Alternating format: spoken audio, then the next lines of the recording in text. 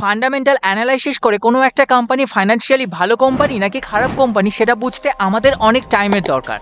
But মার্কেটে এমন একটা ফাইন্যান্সিয়াল রেশিও রয়েছে যেটাকে ব্যবহার করে আমরা 5 সেকেন্ডের মধ্যে বুঝতে পারি যে ওই কোম্পানিটা ফাইন্যান্সিয়ালি ভালো কোম্পানি নাকি ফাইন্যান্সিয়ালি খারাপ কোম্পানি।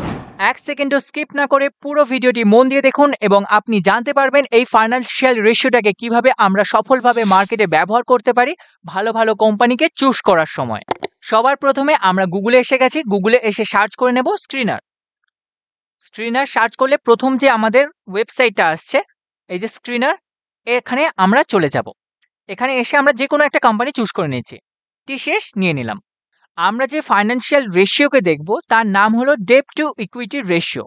প্রথমে আমরা দেখব এটাকে কিভাবে আমরা ম্যানুয়ালি চেক করতে পারি এবং তারপরে দেখব কিভাবে এই রকম আমরা এখানে আনতে পারি। তো ম্যানুয়ালি চেক করতে গেলে আমাদের একটা ফর্মুলা জানতে হবে। Debt to equity ratio is equal to total ডেপ্ট মানে total loan divided by total shareholders equity.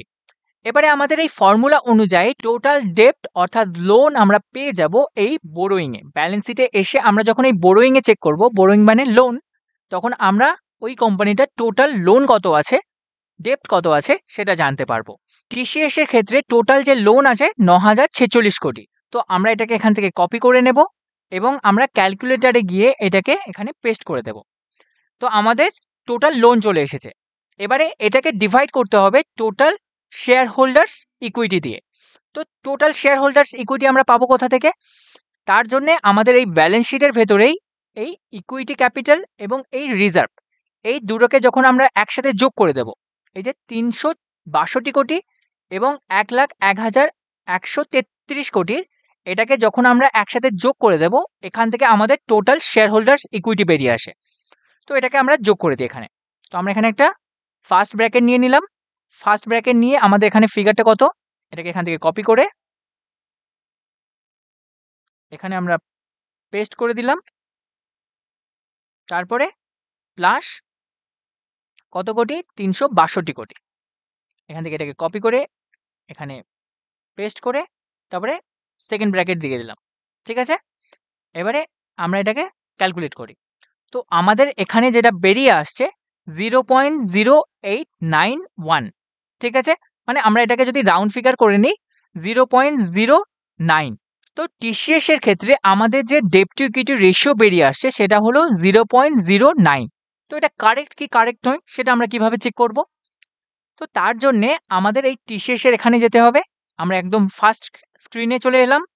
এবারে এই যে এডিট রেশিও, এখানে গিয়ে আমরা সার্চ করব ডেট টু ইকুইটি।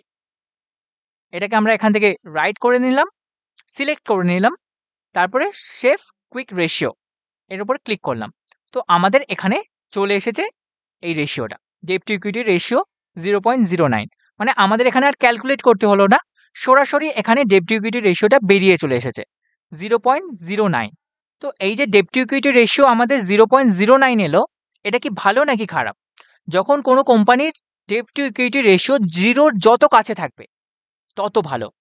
যত জিরোর কাছে থাকবে এর মানে ওই কোম্পানিটার লোন কম আছে, ওই কোম্পানিটা নিজের পয়সাকে কিভাবে ব্যবহার করে বিজনেস করতে হয় সেটা জানে।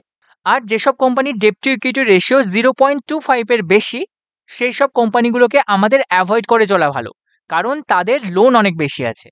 যেমন একটা এক্সাম্পল হিসেবে আমরা যদি নিয়ে নিই, যেমন আদানির লোন আছে বলে আমরা জানি। আদানি গ্রিন এনার্জি এই কোম্পানিটাকে আমরা দেখি। আদানি গ্রিন এনার্জির ডেট টু ইকুইটি রেশিও 6.38। এর মানে কি? মানে কোম্পানির কাছে আছে 100 টাকা, বাট কোম্পানি লোন নিয়েছে 638 টাকা। তো এই সব কোম্পানিতে কি আমরা গিয়ে ইনভেস্ট করব? কেউ চাইলে করতে পারে, বাট নর্মালি একদম বড় না। এই সব কোম্পানিগুলোকে অ্যাভয়েড করে চলাই ভালো। মার্কেটে কি কোম্পানির অভাব আছে? কোম্পানির অভাব নেই। তাহলে আমরা কেন এই রকম কোম্পানিগুলোতে আমাদের টাকা ইনভেস্ট করব, আমাদের টাকাকে কেন রিস্কে রাখবো? এটাকে যদি আমরা একটা রিয়েল লাইফ এক্সাম্পল নিই, ধরুন আপনার কাছে আপনার কোনো এক বন্ধু এসেছে 100 টাকা ধার করতে এবং আপনি আগে থেকেই জানেন ওর কাছে 1 টাকাও নেই এবং ওর সম্পত্তিও কিছু নেই যেখান থেকে বিক্রি করে আপনি 100 টাকাটা ফেরত পাবেন, এবং আরও কিছু লোক ওর কাছ থেকে 600 টাকা পাবে, টোটাল 600 টাকা পাবে। আপনি কি ওকে 100 টাকা ধার দেবেন? দেবেন না, তাই তো? সেম জিনিসটা আমরা এখানে ভুলে যাই।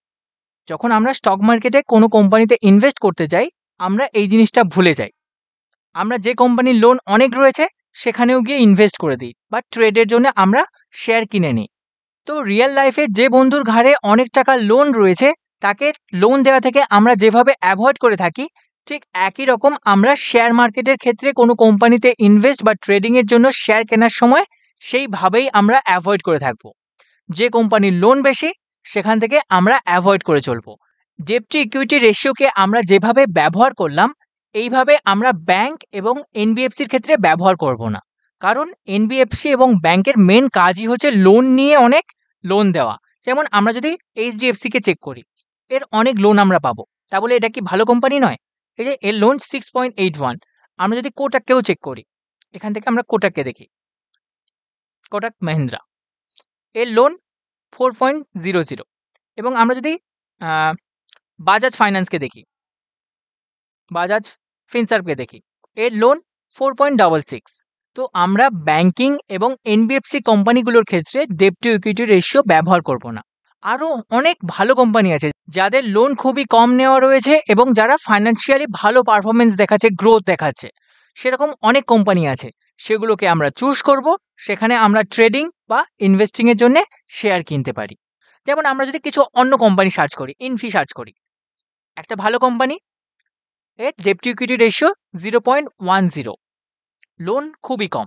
যেমন নেসলে আমরা যদি সার্চ করি, এগুলো কোনো রকমের বাইং সেলিং রিকমেন্ডেশন নয়, আমরা জাস্ট এগুলোকে দেখছি যে ডেট টু ইকুইটি রেশিওকে আমরা কিভাবে ইউজ করতে পারি। যেমন নেসলের ক্ষেত্রে debt to equity ratio 0.09, loan খুবই কম, মানে কোম্পানি নিজের টাকাকে ব্যবহার করে বিজনেস করতে জানে। যেমন আমরা যদি আরও কোম্পানি দেখি, ডাবার, এখানে লোন 0.17। তো আমরা এই একটা ফাইন্যান্সিয়াল রেশিওকে দেখে অনেকটাই অনুমান করে নিতে পারবো যে একটা কোম্পানি ভালো কোম্পানি নাকি খারাপ কোম্পানি। যেমন আরেকটা এক্সাম্পল হিসেবে যদি আমরা দেখি, ভোডাফোন আইডিয়া, ভোডাফোন আইডিয়া, এখানে ডেট টু ইকুইটি রেশিও দেওয়া নেই। আমরা যদি ব্যালেন্স শিটে গিয়ে চেক করি, ব্যালেন্স শিটে বোরোয়িং কত, 2,50,167 কোটি এত টাকার লোন আছে কোম্পানির। আর কোম্পানির টোটাল শেয়ার হোল্ডার্স ইকুইটি কত, এখানে -1,65,096 কোটির। এটার সাথে যদি আমরা এটা যোগ করে দিই, এটা মাইনাসে রয়েছে। টোটাল শেয়ার হোল্ডার্স ইকুইটি মাইনাসে রয়েছে, আর তার উপরে এত টাকার বোরোয়িং। তো এই কোম্পানিটা কি আদৌ ভালো কোম্পানি? তো এই সব জিনিস আমরা চেক করতে পারি। আমরা এই একটা financial ratio, debt to equity ratio, এটাকে ব্যবহার করে একটা কোম্পানির সম্বন্ধে অনেক কিছু বুঝতে পারি যে ওই কোম্পানিটা ফাইন্যান্সিয়ালি কেমন, স্ট্রং না উইক, ওই কোম্পানিটা ভালো ব্যবসা করতে পারছে নাকি পারছে না, ওই কোম্পানিটা নিজের ফান্ডকে ব্যবহার করতে পারছে নাকি লোকের কাছ থেকে ধার নিচ্ছে। এই সব কিছু আমরা এই একটা রেশিওর মাধ্যমে বুঝতে পারি। এই একটা ফাইন্যান্সিয়াল রেশিও আমাদের ফান্ডামেন্টাল অ্যানালাইসিস করতে গেলে সবথেকে ইম্পর্টেন্ট ভূমিকা পালন করে। আজ এই ভিডিওতে আমরা যেসব কোম্পানিগুলোকে নিয়ে ডিসকাস করলাম, এগুলো কোনো রকমের সেলিং বা বাইং রিকমেন্ডেশন নয়, এগুলো শুধুমাত্র আমরা এডুকেশন পারপাসের জন্যই ডিসকাস করছি। আপনি নিজের সিদ্ধান্তে শেয়ারের কেনাবেচা করুন। ভিডিওটি ভালো লাগলে অবশ্যই লাইক দেবেন। আগামী দিনের ভিডিও দেখার জন্য চ্যানেলটি সাবস্ক্রাইব করবেন এবং আপনার বন্ধু ফ্যামিলি মেম্বার যারা শেয়ার মার্কেটে নতুন আসছে তাদের সাথে এই ভিডিওটি অবশ্যই শেয়ার করবেন। শেয়ার করার মাধ্যমে আমরা একসাথে গ্রো করতে পারবো। আবার দেখা হবে নেক্সট ভিডিওতে। ধন্যবাদ।